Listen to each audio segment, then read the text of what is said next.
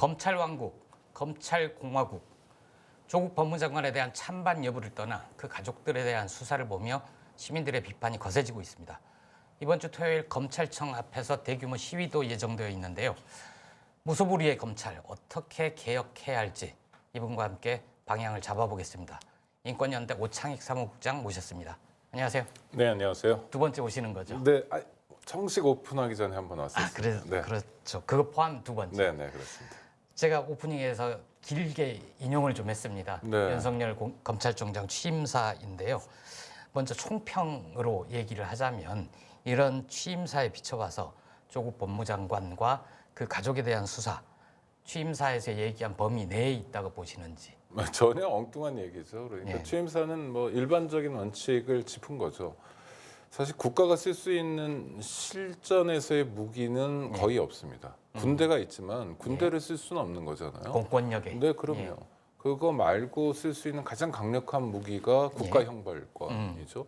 국가형벌권은 오로지 검찰에 전속된 권한입니다. 예. 그러니까 현실에서 쓸 수 있는 가장 강력한 칼을 검찰이 가지고 있기 때문에 그 검찰 활동은 법률에 의해서 통제되고 예. 또 특별히 시민적 민주적 통제를 받아야 되는데 대한민국 검찰은 그런 안전장치가 작동되지 않고요. 예. 안전장치라고는 기껏해야 검찰총장의 말에 우리가 기대는 정도죠. 예. 앞으로 그런 일 안 하겠습니다. 앞으로는 헌법 원칙에 따라서 제대로 수사를 하겠습니다라는 말 정도에 기대하는데 예. 그런 말에 기대는 게 얼마나 무망한 일인지 지금 확인할 수 있습니다. 예. 국장님은 2009년에 검찰 관련된 책도 내셨잖아요. 저 혼자 쓴 건 아니고 예. 두 분의 법학자 그리고 검사 출신 변호사와 함께 검찰공화국 대한민국이라는 책을 썼습니다. 예. 네. 그 당시 2009년이면 10년 전인데 네. 어떻게 책을 개정할 필요성을 좀 느끼십니까? 거기서 사례로 든 사건들이요. 예. 이를테면 KBS 정현주 사장 사건, 뭐 미네르바 사건, 뭐 이런 것들 사례가 좀 오래된 사례여서 그렇지 내용은 전혀 고칠 게 없습니다. 예. 그거는 되게 유감스러운 일인데요. 2009년에 노무현 대통령의 비극적 죽음이 있었고 예. 또 지난 2016년, 17년 과정에서 벌어졌던 촛불 집회 공간에서는 예. 물론 박근혜 정권을 탄핵해야 된다는 목소리가 높았지만 실제로 대한민국의 민주개혁을 하려면 어떻게 해야 되느냐에 대한 시민들의 요청은 예. 압도적으로 검찰 개혁이 필요하다는 거였거든요. 여론조사 조사에 따르면 90% 넘는 시민들이 검찰 개혁을 요구했습니다. 예. 하여튼 그런 국민적 요구가 있었는데도 불구하고 매우 비극적인 사건이 있었는데도 불구하고 지난 10년 동안 검찰과 관련한 개혁은 단 하나도 진행되지 않았다라는 건 되게 유감스러운 일입니다. 이명박 박근혜 정부에서 검찰 개혁과 관련해서는 사실 아무런 것도 한 게 없고 네. 그리고 이제 올 11월이면 문재인 정부 임기 반환점을 도는데 문재인 정부 들어서도 역시 검찰은 사람이 바뀌었을 뿐이지 네. 시스템으로 바뀐 건 아무것도 없다 그런 말씀이신 거죠? 그렇죠. 주목할 만한 변화는 전혀 없었고요. 물론 이제 문재인 정부에 대해서 시민들도 기본적인 신뢰는 있을 것 같아요. 검찰을 이용해서 뭐 정치적 이익을 도모하지 않을 것 같다라는 신뢰는 있을지 모르지만 그것의 전제는 검찰이 언제나 선의로 활동한다는 거거든요. 그 선의를 믿을 수 없죠. 예. 네. 그 가벼운 질문부터 하나 드리고 싶은데 검찰공화국이라는 표현을 쓰셨잖아요. 저는 오늘 검찰왕국이라는 표현을 한번 써봤는데 저는 그 어릴 때 드라마 보면 제3공화국, 제5공화국 이런 게 있었고 조금 자라서 신문을 볼 즈음 되니까 도박공화국, 마약공화국 이런 표현을 써서 공화국이 되게 안 좋은 건 줄 알았어요. 네네. 그런데 공화국 자체로는 의미가 굉장히 좋은 의미잖아요. 검찰공화국, 검찰왕국이라는 표현을 쓰셨을 때 그 의미는 어떤 의미로 쓰신 겁니까? 뭐그 도박공화국도 있고 뭐 그렇겠지만 실제로 우리나라에서 무슨 공화국이라고 불리는 건 거의 두 가지죠. 하나는 삼성이고 또 하나는 검찰입니다. 힘이 막강하다는 거고 대한민국을 좌지우지한다는 뜻인데요. 검찰 권력은 일단 검찰은 법무부 외청에 불과하죠. 그런데도 불구하고 어떤 정부 부처보다 힘이 셉니다. 국회보다 힘이 세고 행정부보다 세고요. 검찰보다 센 권력이 있나 하면 예. 대통령 권력 정도인 것 같은데 그나마 예. 집권 초반기에 대통령 권력이 검찰보다 셀 뿐이지 집권 중반기 이후에는 검찰 권력이 대통령 권력을 압도하는 것 예. 같아요. 누구보다 강력한 권한을 가지고 있는데 실제로 검사들은 선출되지도 않았고요. 견제받지도 않고. 네, 민주적 정당성도 없고 예. 그다음에 안전장치도 작동되고 있지 않아요. 그러니까 굉장히 위험하죠. 예. 지금 보고 있는 것처럼 검찰이 공동선을 위해서가 아니라 오로지 자기 조직을 지키기 위해서 검찰권을 활용하고 예. 사용하면 아주 무서운 일이 벌어질 수 있는 거죠. 분명히 취임사에서는 국민을 위해 쓰여야 한다. 사익이나 특정 세력을 위해 쓰여서는 안 된다. 이렇게 하고 있지만 유체 이탈도 하고 그러니까요. 자기가 사익을 위해서 쓰더라도 뭐 국민을 예. 위해 쓰는 거라고 믿을 수도 있겠죠. 구체적으로 들어가서 네. 조국 법무장관 그리고 그 가족에 대한 수사가 굉장히 무소불위의 힘을 휘두르면서 사용하고 있는데 국장님 보시기에는 이 장관과 그 가족에 대한 수사 구체적으로 뭐가 문제라고 보십니까? 일단 우리가 확인해야 될 건 예. 그가 누구라도 법 앞에 평등하기 때문에 법무부 예. 장관이어도 수사 대상이 될 수 있다고 생각합니다. 특히 이번 사건의 경우에는 고발이 있었잖아요. 예. 고발을 하면 수사기관에서 무조건 수사를 해야 돼요. 그리고 예. 그 결과를 내놔야죠. 그러니까 그 수사를 하는 것 자체가 문제가 있다고 생각하지는 않아요. 예. 그러나 방식이 오히려 수사를 못하게 하면 그게 문제죠. 그렇죠. 예. 방식이 문제인데요. 이를테면 뭐 국회 인사청문회를 앞두고 보여줬던 검찰의 행태 같은 게 문제고, 예. 그리고 조국 법무부 장관하고 가족이 저질렀다고 의심받는 범죄라는 예. 게 뭐 여러 가지가 나옵니다만, 이를테면 뭐 사문서 위조를 했다, 총장 직인을 위조해서 찍었다, 뭐 예. 등등의 것이잖아요. 아직 굉장히 정말 뭐랄까요, 위험하달까요? 또는 예. 굉장히 사회적 지탄을 많이 받을 그런 범죄, 흉악 범죄 뭐 이런 건 아니었는데 예. 검찰에서 이례적으로 많은 인력을 투입했고요. 예. 그다음에 압수수색 같은 경우도 뭐 지금 전체적으로 70개가 넘는 곳에 압수수색을 했는데 이를테면 아들 사건 같은 경우도 그래요. 아들이 뭐 로스쿨 입학하는 과정에서 뭔가 문제가 있는 게 아니냐를 예. 들여다보겠다는 거예요. 그래서 며칠 전에 대학들 압수수색을 대대적으로 했던 거 아닙니까? 그럼 그 대학들 입장에서는 만약에 이제 조국 씨와 조국 그 가족이 뭔가 불법적인 행위를 했다면 예. 피해 기관이잖아요. 아, 그렇겠네요. 그러니까 그냥 강제 수사를 할 게 예. 아니라 대학 당국에 협조 요청을 한다든지 예. 뭐 입시 관련 자료가 있으면 좀 전달해 달라든지 예. 또 대학은 우리 사회에서 존중받아야 될 기관 아닙니까? 교육기관이니까 그런 태도가 있어야 되는데 그런 게 전혀 없어요. 처음에 뭐 고려대, 뭐 단국대 등 여러 대학을 압수수색할 때도 마찬가지였고 저는 대학만 특별한 대접을 받아야 되는 게 아니라 수사를 하면서 일종의 떨림이랄까 이걸 해도 되나 하면 안 되나 이게 좀 무리는 아닐까 예. 이런 질문들이 전혀 제기되지 않고 마치 무슨 뭐랄까요 전격적인 수사. 들소들이 막 뛰어가듯이 그냥 굉장히 어수선하고 예. 힘만 쓰고 있는 그런 수사를 하고 있는데 이거는 예. 검찰이 보여줘서는 절대 안 될 모습입니다. 그거는 장관이기 이전에 한 시민이기 때문에 네. 검찰의 공권력도 어떤 범위 내에 있어야 된다. 그런 그럼요. 말씀이신 아니, 거죠? 그 수사는 기본적으로 통제받지 않는 활동이에요. 수사를 예. 어떻게 해야 된다라는 예. 게 법에 정해져 있지는 않아요. 그러나 엄정해야 되고 엄격해야 되고 또 국가의 무기이고 그렇기 때문에 예. 정말 꼭 필요한 경우에 합리적으로 판단해서 예. 최소한도 범위 내에서 해야 돼요. 이게 아까 윤석열 총장이 취임사에서 이야기했던 헌법의 원칙입니다. 이 원칙에서 한참 벗어나 있죠. 검찰은 그런 얘기 하지 않습니까? 그 혐의가 소명됐기 때문에 법원에서도 영장을 내줬을 거 아니냐. 아이, 그건 정말 검사들이 그렇게 얘기하면 안 되는데요. 예. 제가 만약 판사라면 강제 수사를 하겠다고 영장을 가져오면 예. 이게 압수수색 검증 영장이라는 게 사실 어떤 경우에 굉장히 심리적 타격도 주고 하지만 예.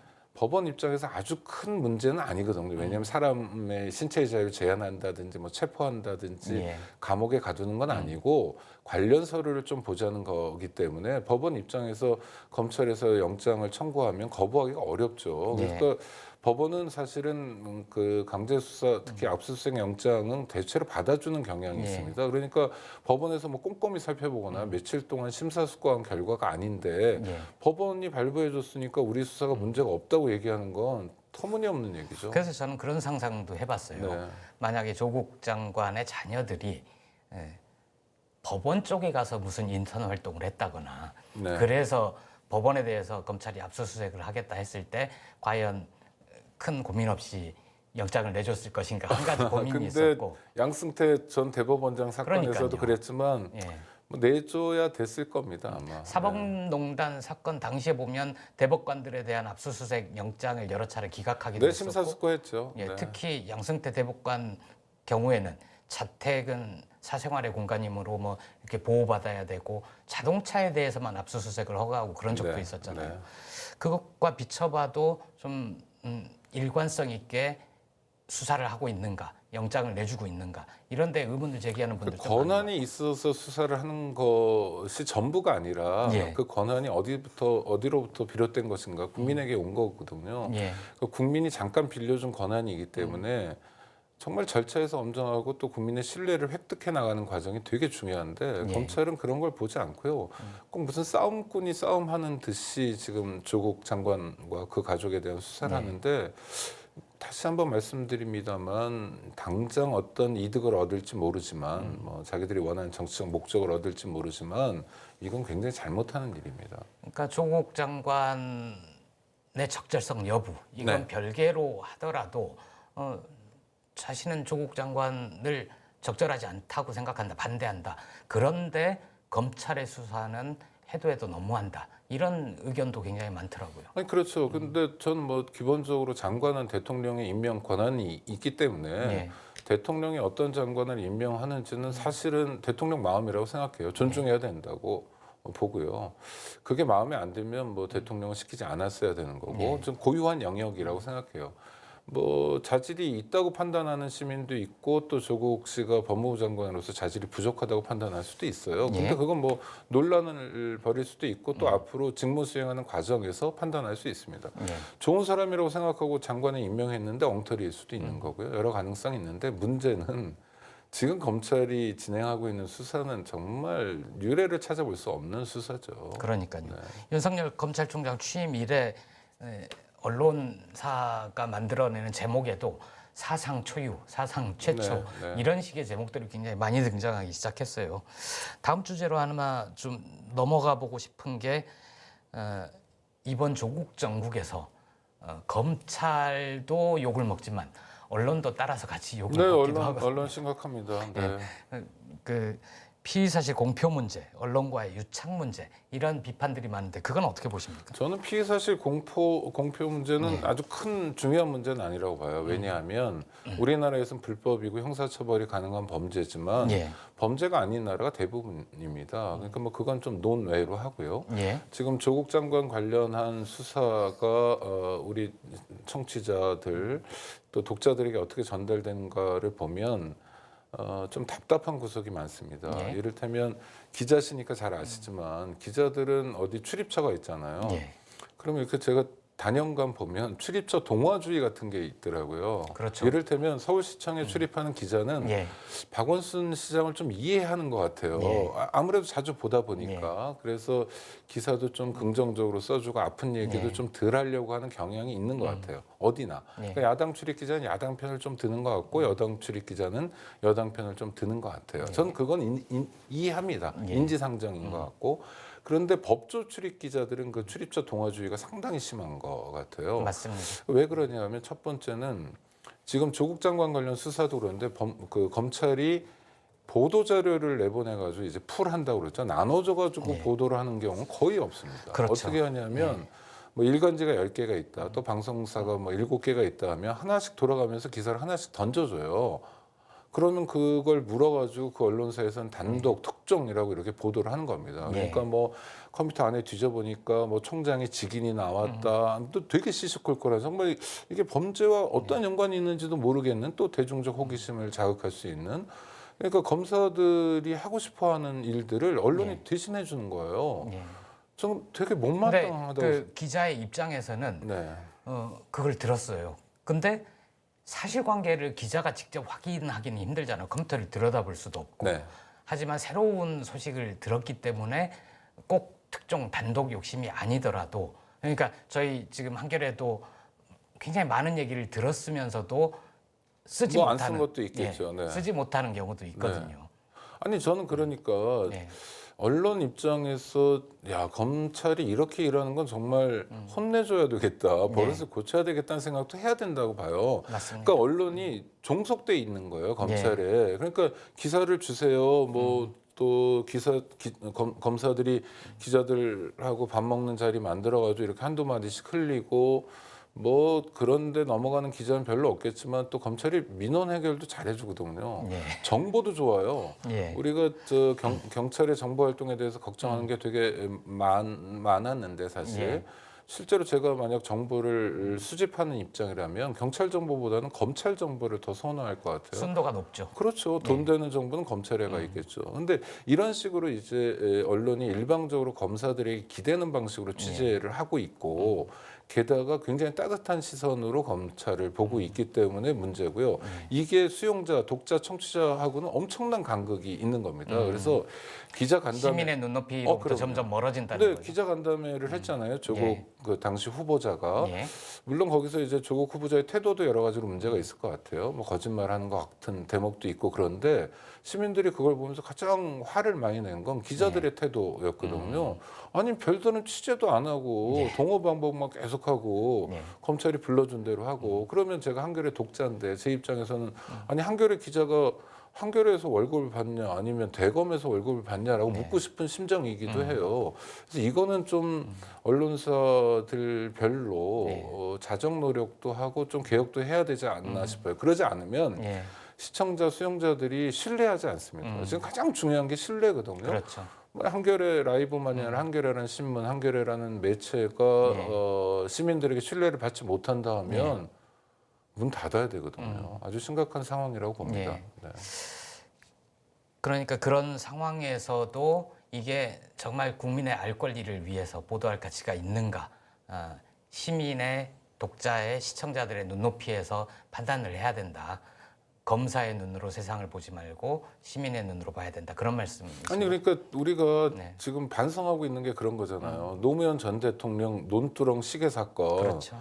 그게 뭐 방송부터 시작해가지고 다른 언론들도 받아가지고 같은 방식이에요. 검찰에서 슬쩍 흘린 거를 받아가지고 단독이라고 하고 인간적인 모멸 다 주고 정말 죽음으로 내몰았던 거예요. 그러니까 그러면 안 된다. 그래서 기레기라는 말도 나오고 그랬었는데요. 아니 10년 전에 그런 일을 겪으면 좀 교훈이 생겨야 되잖아요. 근데 교훈이 생기고 안 그러는 모습들이 보여야 되는데 10년 전의 행태와 지금의 행태가 별로 달라지지 않았고 검찰 달라지지 않았고 언론 달라지지 언론도 않았고 마찬가지고. 네, 근데 다만 이제 저 표적이 되는 사람이 노무현에서 조국으로 바뀌었다. 이런 정도니까 시민들이 분노하는 거죠. 그렇군요. 이 검찰 개혁에 대해서 좀 얘기를 해보고 싶은데요. 2009년에 검찰 개혁 이렇게 해야 된다라는 책도 쓰셨는데 그렇게 왜 검찰 개혁은 힘든 거죠? 그러니까 왜 힘드냐면 한마디로 얘기하면 검찰의 힘이 세니까 힘들죠.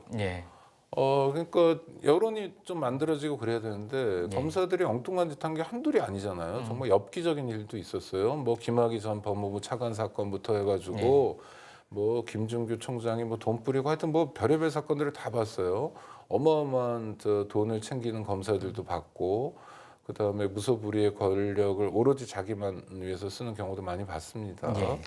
그래서 검찰 개혁의 필요성은 굉장히 높아졌고 그것을 인정하는 국민이 절대 다수인데도 불구하고 검사들이 똑똑한 거죠. 이를테면 저는 지금 정권에서도 굉장히 아쉬운 게 대통령이 사실 힘을 갖는 게 현실에서는 5년 임기이기 때문에요. 초반 한 2년 정도라고 봐요. 지지율도 높고 특히 이번 정부는 뭐 촛불 정부를 자임했기 때문에 국민적 지지도 상당한 그 좋은 골든 타임을 놓친 게 아닌가 싶은데 왜냐하면 적폐청산을 많이 했거든요. 적폐청산을 할 때 검찰을 썼습니다. 검찰의 힘이 셌죠. 네, 그건 많은 사람들이 우려했는데 아니 정권이 검찰에게 신세지거나 기대는 방식이어서는 안 된다. 기대려면 국민에게 기대야지 하는 우려였는데 그래서 그 지난 2년 동안 검찰 개혁 진행된 게 거의 없었어요. 문제 남은 거는 이제 법 개정을 통해서 검찰 개혁을 하겠다. 예. 그래서 패스트 트랙하고 또 여당 입장에서는 야당하고 몸싸움을 또 각오하면서까지 예. 신속 처리 법안을 만들어주고 이런 건 좀 진정성이 보이지만 또 만만한 일은 아니거든요. 실제로 국회에서 제대로 통과가 될 건가는 의문이 따르는 일이고요. 좀 아쉽습니다. 예. 네. 골든 타임을 놓쳤다. 아니 지금부터라도 정말 비장한 각오로 검찰 개혁에 나서면 좋겠다는 예. 마음이 한결 같은 마음일 텐데 예. 늦었다 싶을 때라도 제대로 시작했으면 하는 마음입니다. 예. 국회에 계류돼 있는 말씀하신 대로 패스트트랙 네. 검찰 개혁 법안이 올라가 있는 게 고위공직자 범죄수사처 네. 신설하는 방안과 검경 수사권 조정 이 두 가지잖아요. 네. 이런 법안들이 통과되면 무소불위의 검찰 권력이 좀 줄어들 수 있는 전혀 아닙니다. 이건 사실은 둘 다 궁여지책입니다. 예. 하나 공수처만 해도 20년째 공수처에 대한 얘기를 들으니까 되게 뭐 도깨비 방망이처럼 신통한 것처럼 생각하는 경향이 있어요. 약간 우상화된 게 있는데 이게 이번에 그 패스트트랙에 통과된 법안은 홍콩의 염전공사를 모델로 한다는 거예요. 네. 근데 일단 그 조직은요 똑같지도 않지만 직원이 1,200명입니다. 근데 예. 지금 공수처법에 따른 공수처는 아무리 많아도 7, 80명밖에 안 돼요. 행정요원 20명 이내, 뭐 수사관 30명 이내의 작은 조직이에요. 지금 법안으로 네네. 근데 들어있는 수사 대상은 예. 그러니까 7, 80명밖에 안 되는데 요번에 조국 씨 사건에 투입됐던 검찰 인력을 생각하면 뭐 예. 정말 아무것도 아니죠. 예. 수사 대상은 뭐 판사, 검사, 국회의원 뭐 그다음에 경찰로 따지면 경무관급 이상 경찰관, 예. 국정원 상급 이상 그 군 장성 뭐 어마어마하게 많거든요. 수사 대상은 훨씬 더 많다. 근데 그러니까 예. 뭘 어떻게 하겠다는 건지에 대한 의문이 있고 실효성에서 좀 문제가 있을 거고 예. 두 번째는 공수처를 누가 그럼 좌우하게 되느냐 예. 대통령입니다.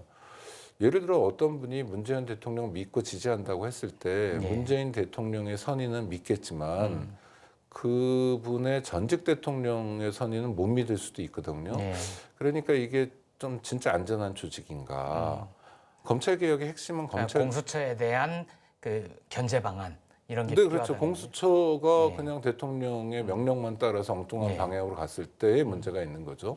수사권과 기소권을 같이 갖고 있으니까. 예. 또 하나 한 축이 이제 검경 수사권 조정입니다. 예. 그런데 실제로 조정되는 게 없어요. 경찰이 뭐 자체 수사 종결권을 갖는다. 예. 수사 지휘하던 것이 없어졌다라는 건데 뭐 대동소이고요. 예. 이를테면 검찰이 계속 수사합니다. 어떻게 수사하냐면 특수수사 등을 하도록 되어 있어요. 법률에는 등이 거기도 뭐냐. 등이 문제가 아니, 되나요? 등이 뭐냐를 예. 대통령령으로 정하는데 아니 예. 특수수사 자체도 문제예요. 예. 뭐가 특수수사냐는 게 법률에 나와 있는 게 아니라 검찰에서 정하는 거예요. 자, 조국 그 장관 후보자가 뭐 자녀 입학과 관련해서 예. 부인 또는 본인이 인장을 위조했다. 그래서 사문서 위조에 혐의가 있다. 예. 사문서 위조가 특수수사는 아니거든요. 근데 그냥 총장이 특수수사라고 하면 특수수사인 거예요. 원래 특수수사라고 하는 거는 고위 그렇죠. 뭐 공직자 거학 권력권 범죄라든지 경 뭐 비리. 네, 반부패 범죄라든지 뭐 이런 거죠. 좀 예. 등치도 크고 국민적으로 미치는 영향도 많고 이런 건데 예. 그러니까 특수수사에 대한 정의를 검찰이 해버리는 상황이기 때문에 무의미하고 특수수사만 하는 게 아니라 등이기 때문에 무의미하고 예. 지금도 경찰이 전체 수사에서 한 98% 하고요.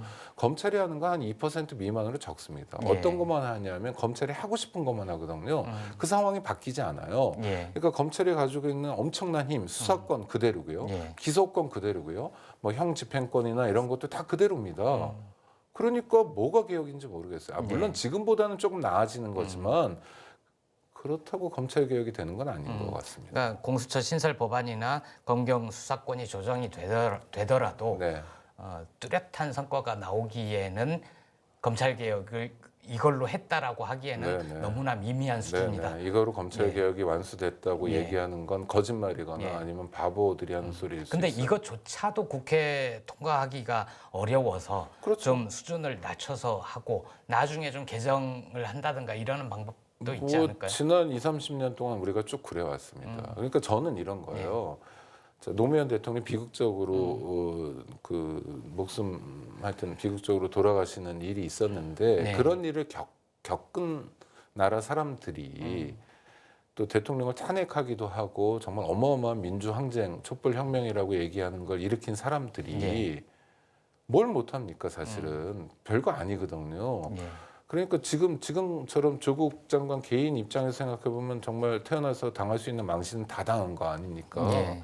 뭘 더 얻을 게 있는지 모르겠어요. 이런 상황이기 때문에 저는 과감하게 가야 된다고 생각해요. 현실적으로 물론 예. 어렵습니다. 자유한국당의 존재도 있고 예. 검찰을 옹호하는 세력이 만만치 않게 있기 때문에 어렵지만 지금이야말로 제대로 된 검찰 개혁을 할 때가 아닌가 싶어요. 그러니까 역설적으로 지금 기회가 더 좋아진 건 검찰의 실체를 명료하게 사람들이 알 수 있게 됐다. 네. 그런 점에서는 검찰 개혁이 혹이다라고 볼 수도 있는 그렇죠. 거 그러니까 아닌가요? 헌정 질서를 검찰이 그냥 자기 마음대로 흔들 수 있는 거예요. 대통령이 누군가를 임명해도. 예. 그래서 법무부 장관의 경우에 그랬지만 다음부터 어떤 경우에도 다 할 수 있잖아요. 누군가 그렇죠. 시민단체라고는 하는데 뭐 이름도 못 들어본 이상한 예. 분들이 시민단체를 자처하면서 검찰에 가서 어떤 장관 후보자를 고발해요. 국회에서 인사청문회 하기 전에 압수수색부터 합니다. 예. 뭐 이러면은 나라 꼴이 뭐가 아니 진짜 하고 있는 거거든요. 그 상상할 자녀의 수 없는. 입학 당시에 자기소개서 보고 모든 기관 또 어, 압수수색 그리고 다 언론을 통해서 그럴 수 있는 흘리고 거죠. 저 사람 굉장히 악마적인 사람이다, 거짓말장이다, 흉악한 사람이다, 예. 이미지 만들어 가고요. 그러니까 검찰이 마음만 먹으면 그런 일을 할 수 있다는 걸 이번에 확인했잖아요. 예. 근데 마음만 먹으면 그런 일을 할 수 있으면 안 되는 거거든요. 안 되려면 어떻게 해야 되느냐? 예. 검찰 개혁을 해야 된다는 거죠. 이 특수수사 말씀해 주셨는데 민주당의 검찰 출신인 금태섭 의원도 그런 지적을 했고 문재인 정부 들어서 그리고 조국 장관이 민정수석 시절에 검찰 인사를 하면 검찰 인사에 관여를 하면서 검찰에 너무 특수부를 비대하게 키워놨다. 그래서 이런 문제가 발생하고 있다. 특수부를 축소해야 된다. 이런 주장도 있는데 어떻게 보십니까? 뭐 현실적으로 의미는 있습니다만은 네. 비본질입니다. 예전에 대검 중수부 기억나시잖아요. 예, 대검 중수부 폐지했죠. 중앙수사부. 예. 그게 정말 큰 문제다. 예. 그래서 문을 닫았는데 그래서 달라진 게 뭐가 있어요. 네. 대검 중수부에서 하던 일을 서울중앙지검 특수부에서 하면 그만이거든요. 그러니까 그건 큰 문제가 없습니다. 특수부가 예. 문제다. 그러면 특수부에서 안 하고 형사부에 사건 배당해서 시켜도 돼요. 예. 그러니까 뭐 금태섭 의원이 그런 의도로 말한 것 같지는 않지만 언론에서 뭐 특수부 얘기를 많이 하는 분들은 예. 검찰을 좀 안다는 분들 중에 그런 분들이 있는 것 같은데 예.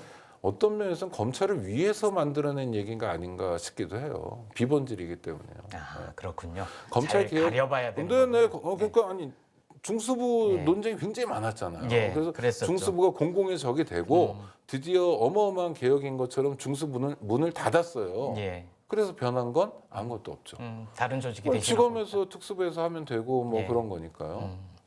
속으면 안 된다고 생각합니다. 조국 법무장관이 지금 지청들 다니면서 검사들 일선 검사들과 간담회를 하고 있고 네. 이후에 검찰 개혁안을 또 만들어서 발표하겠다라고 하고 있는데 국장님이 보시기에는 답답합니다. 네. 예, 조국 장관의 행보가 답답해요. 네. 가장 시급한 검찰 개혁하려면 이거부터 하라. 아니 일단 예. 검사들하고 간담회를 하는데요. 예. 기본적으로 검사들은 개혁 대상입니다. 예. 개혁 대상하고 무슨 대화를 해요? 개혁 대상 만나서 제대로 된 검찰 개혁 방안이 나올 수가 없다. 그러니까요. 그건 2003년에 노무현 대통령이 예. 검사와의 대화를 했잖아요. 결과가 뭡니까? 네. 검사가 어떤 사람인지 알게 된 효과 뭐 이 정도가 있는 거죠. 네.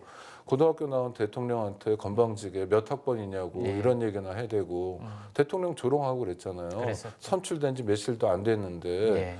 그러니까 지금 조국 장관이 그 참여정부 초기에 했던 실수를 반복하면 안 되는 거고 장관이요 굉장히 막강한 힘이 있습니다. 인사권도 있고 또 회계에 대한 재정에 대한 권한도 예. 있으니까 예. 제가 예를 들어서 하나 팁을 드릴게요. 예. 조국 장관이 이 방송을 보셔야 되는데. 네. 예. 아시겠죠? 하여튼 이를테면 이렇습니다. 예. 그 구속된 피의자들을 구속했는데도 수사할 필요가 있죠. 조사할 때가 예. 있죠, 당연히. 예. 그럴 때 경찰 수사관들은 어떻게 하냐면 교도소에 갑니다. 구치소에. 번거롭죠. 그래서 뭐 신분증도 내놓고 뭐 핸드폰도 놓고 가고 들어가서 접견을 해요. 예. 그런데 검사들은 어떻게 하냐면 구치소로 부르죠. 안 갑니다. 부릅니다. 예. 어떤 근거로 부르죠? 왜 부르죠? 그냥 자기는 높은 사람이니까 내가 예. 일일이 구치소까지 다닐 일이 있어 이런 거예요. 예. 법률적 근거 전혀 없어요. 그런데 자 검사 하나를 위해서 예. 구속된 피의자를 꺼내가지고 검찰청까지 보내려면 예. 교도관들이 여러 명 있어야 되고 또 구속 피의자는 수갑 채워야 되고 포승도 해야 되고요. 예. 호송차도 나와야 되고요. 여러 가지로 복잡한 문제가 생깁니다. 예. 또 탈주의 우려도 높아지는 거고 인력 예산이 더 듭니다. 예. 그러니까 검사가 구치소로 가면 되는 거거든요. 이런 건 법률적 근거가 없기 때문에 장관이 지시하면 돼요. 그러지 마라. 교도관들 힘들게 하지 말고 조사할 게 있으면 가서 조사해라라고 하면 돼요. 예. 그럼 검사들로서는 되게 기분이 나쁘죠. 자기들 특권이 없어지니까. 예. 이런 거는 법률 개정도 아닌데 얼마든지 할 수 있어요. 또 하나 검찰 수사관들이 뭐 지금 한 8,000명 정도 되나요? 굉장히 많은 숫자가 있어요. 예. 근데 보호 관찰을 한다든지 교정을 한다든지 다 같은 법무부 식구인데 예. 이쪽은 또 인력이 굉장히 부족하다고 얘기를 해요. 그러니까 그렇죠. 무의미한 불필요한 사건 같은 거 하지 말고 예. 정말 국민들이 원하는 법무 서비스를 위해서 인력을 대폭 조정해도 돼요. 예. 돈도 안 듭니다. 월급이 더 나가는 것도 아니에요. 그렇지만 실제로 검찰의 힘을 뺄 수 있어요. 예. 그러니까 자기가 가지고 있는 권한을 사용하면서 국민과 함께 가라는 거예요. 국민을 예. 믿고 검사들 만나러 다니지 말고 예. 네, 국민들로부터 죄송합니다. 네. 국민들로부터 신뢰받을 수 있는 네. 할 수 있는 방안부터 먼저 실천하라. 그럼요. 이런 말씀이시죠. 피의자 소환 관련해서는 저도 자주 들었던 게 검찰이 교도소에서 불러서 아무 조사도 안 하고 그냥 꼼짝 못하게 그 자리에 앉아서 하루 종일 있게 하다가 아 바빠서 오늘 조사 못하니까 내일 다시 오세요. 네네, 하고. 그게 소위 비둘기 태운다는 그렇죠. 속어인데요. 비둘기 태운다. 예. 검찰청이 불러가지고요. 부르면 그 구속 피의자 어떤 불이익이 있냐면 일단 예. 창피하죠. 오가면서 그 다음에 접견도 못해요. 예. 그리고 뭐 변호사 접견이건 뭐든 그리고 운동이 되게 중요하거든요. 한 그렇죠. 30분이라도 교도소 운동장 산책이라도 해야 되는데 그것도 못해요. 예. 그리고 꼬박 앉아 있는 거예요. 그러다가 보내요. 예. 어떤 검사들도 자기는 비둘기 태운다고 얘기 안 하겠죠. 이젠 없어졌고 옛날 얘기예요. 하지만 지금도 하고 있습니다. 예. 아니, 바빠서 못했다는 거예요. 그래가지고 한 3일 정도 예전에 검찰청 복도에 앉혀놓고요. 또 구치감이라고 아주 좁고 남루한 곳에 앉혀놓습니다. 예. 그러면요. 피의자들 입장에서 정말 위축되거든요. 어떤 사람 정말 죽고 싶고 이걸 모면하기 위해서라도 검찰이 원하는 대로 해줘야 되겠구나. 이런 수사 기법으로 활용해요. 그러니까 전형적인 가혹행위이고요. 예. 전형적인 반인권적인 수사 기법이에요. 예. 못하게 해야죠. 조국 장관이. 아주 쉽게 할 수 있습니다. 말 한마디만 하면요. 그렇군요. 조국 장관 안 그래도 며칠 전에 그런 얘기도 했더라고요. 스스로 피의자가 돼 보니까 강제 수사가 뭔지 알겠다라는 그런 말씀도 하셨는데 국장님 말씀을 좀 귀담아 들었으면 좋겠고 마지막 질문 하나 좀 네. 드렸으면 좋겠는데 이 이제 조국 장관에 대한 찬반 그리고 검찰 윤석열 총장이 처음 취임할 때 공정한 수사에 대한 기대도가 높았던 거 아닙니까? 그런데 이제 이번 수사 과정을 통해서 아 공정하지가 않구나, 문제가 많구나 그렇게 느낀 시민들이 주말마다 검찰 앞으로 달려가서 촛불 시위도 하고 그러는데 이 진영 논리라는 표현을 네. 쓰잖아요. 그러니까 네 편 내 편 이 가리는 것 때문에 문제가 되는데 이 공정하다는 잣대를 어디에 둬야 한다고 보십니까? 그 공정하다 또는 검찰 수사가 독립적이어야 돼. 정치적 독립성을 가져야 된다. 뭐 이런 얘기하는데 공허한 얘기입니다. 왜냐하면 정치적 독립이라는 게 굉장히 멋있어 보이는 슬로건이긴 하지만 예. 통제를 안 받겠다는 얘기거든요. 공정하려면 어떻게 해야 되느냐? 민주적 시민적 안전장치가 있어야 돼요.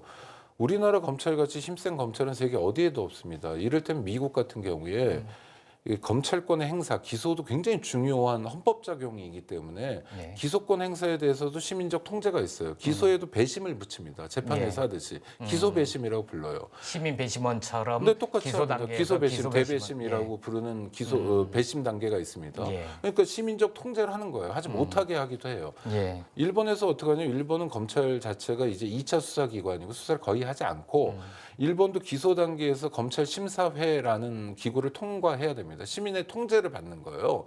어디나 다 그래요. 독일 검찰은 손발 없는 머리라고 그래서 수사를 전혀 안 합니다. 그러니까 예. 머리 역할만 하는 거고요.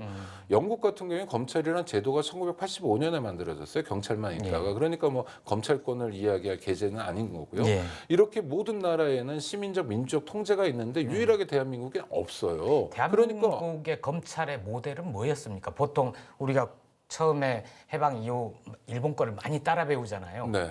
근데 이 정말 그러니까 정말 괴물 같은 통탄할 대한민국 노릇인데 검찰은 우리가 어디서 온 형사소송법을 다시 만들 때 일본법 베꼈습니다만 일본은 메가더 사령부가 들어와가지고 이제 나눈 거예요. 우리 1차 수사는 경찰이하고 2차는 검찰이 지금의 일본 예. 형사사법제도 수사 구조를 만들어 놨습니다. 예. 근데 우리는 이제 미 군정에서 만들어 준 건 아니고 우리가 자체로 국회에서 하는데 예.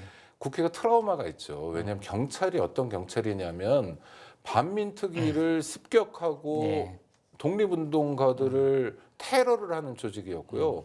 경찰 구성원의 85%가 친일 경찰 정도가는 일제 경찰이었어요. 그러니까 경찰에게 조금이라도 어떤 권한을 주기 참 어려웠고 예. 당시 검찰은 어땠냐면 그래도 독립운동 지원 세력이라든지 뭐 이렇게 좀 양심 세력이라든지 하는 분들이 좀 모여 있었습니다. 예. 법원에 가인 김병로 선생 있듯이. 예. 그러니까 재원 의원들이 또 초기에 대한민국 건국 초기에 국회의원들의 판단은 검찰을 일단 한시적으로 좀 통제를 해야 된다. 이거는 가인 김병로 초대 대법원장도 똑같은 말씀을 하세요. 그랬다가 예. 이 한시적인 게 60년 이상 온 거죠. 거기에다가 점점 더 비대해지고. 네, 더 커지고요. 힘은 더 세지고요. 오늘 핵심은 그거네요. 그 국장님 말씀대로 고위공직자 범죄수사처를 신설을 하거나 검경 수사권 조정을 하거나 특수부를 어떻게 하거나 이게 아니라 검찰에 대한 시민들의 민주적 통제를 어떻게 할 것인가. 네, 그거 하고요. 또 하나 딱 한 말씀만 드리면 검찰이 수사를 안 하면 됩니다.